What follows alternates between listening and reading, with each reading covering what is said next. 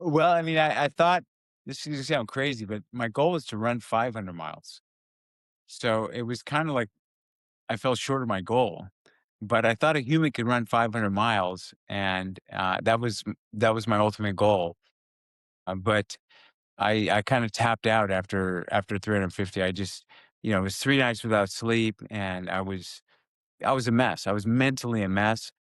I mean, physically, I was, just in survival mode. I can do this pretty well. And I think the human body can go into survival mode for a long amount of time, but the sleep deprivation was just, it crushed me. Yeah, I was gonna say, what were the hallucinations like on that one? Well, on that one, I actually had like an out of body experience. I was running down the road and I saw this little like a praying mantis, like a grasshopper, like a little army man, like the little army man figures from the games, running below me. This little green creature, kind of just doing. I'm looking down at this creature in between my feet, and I realized, holy shit, that's me. Like it was as though I was in a helicopter, like a hot air balloon above me, looking down at me. And I thought, this is probably how you feel right before you die. But I somehow came down out of the hot air balloon and got back into myself and said, this is getting a little bit dangerous. Like you're really losing it here. So yeah, that was pretty vivid. Mm. Was that out of body experience towards the end of the race? Yeah, it was very close to the end. Nah. Yeah, so that was probably a lot more sleep deprivation than it was hundreds of miles underneath your belt at that point then. I think it was Or extreme exhaustion and yeah. just that continually pushing and pushing and pushing. I think also, when you run those sort of distances, I mean, even when you run a 50 miler, you're overriding your mind is telling you to stop, right? I mean, that pain is a signal that you should stop doing this, but you're willing yourself to like keep going. So I think you can only do that for so long before your body just says, I've given you so many signals, knock, knock, like Mhm. enough's enough. Mm. Was this race, was it just you?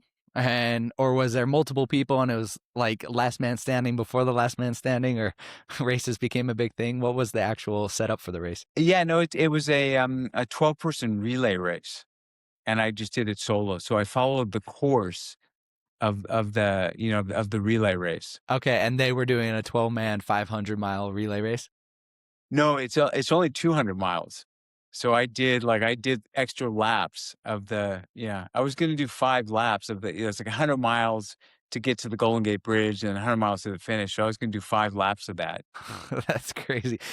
And so again, was it you this time? So unlike the bad water where you passed out on the side of the road and your family said, "Hey, you're done." Was it you who had the at least the experience to be like, "Hey, I'm kind of at my limit," or were you told to stop again? No, I said to my crew, like, "Okay, when we get to the 350-mile mark, that's gonna be it." Yeah, I mean, when I finished, I had a news crew with me. There were people following me, like, the whole time. And I'll never forget, we got to where the finish was, and they had champagne, and it was kinda like maybe 7 or 8 at night. It was already dark, because I did in the fall. And I remember looking around, being very happy and looking around, noticing everyone was in big puffy, like, down jackets. And I was running shirtless because I had built up so much heat over, so much exertion for so many days. I just had my running shorts on, no shirt, and it occurred to me, it's cold out here. Like it's these people have jackets on because it's cold, and I almost immediately went into hypothermia.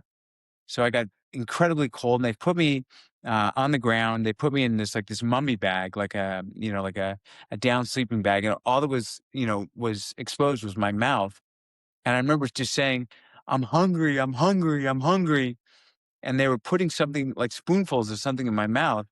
I thought it was peanut butter, but and then I woke up the next morning, and it was the next day, and I had this kind of gritty taste in my mouth, and I said, what were you feeding me last night?" And they said it was hummus, like you ate 2 containers of hummus. And yeah, so that's how it ended. How did you feel the next day? What was the recovery time from doing that to feeling back to your normal self? It wasn't that bad actually. I was surprised. I mean, I don't think the distance of the race or the duration necessarily dictates the recovery time. I think it's it. I think when you really push and do something that you're not trained to do, that's going to hurt you the worst.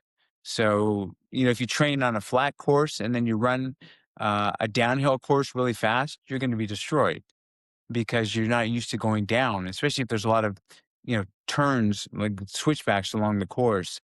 So I don't think it's, how far or how long the race is that dictates how long the recovery would be. I think it's more if you do something you're not used to or haven't trained to do that's gonna, wreck you the worst.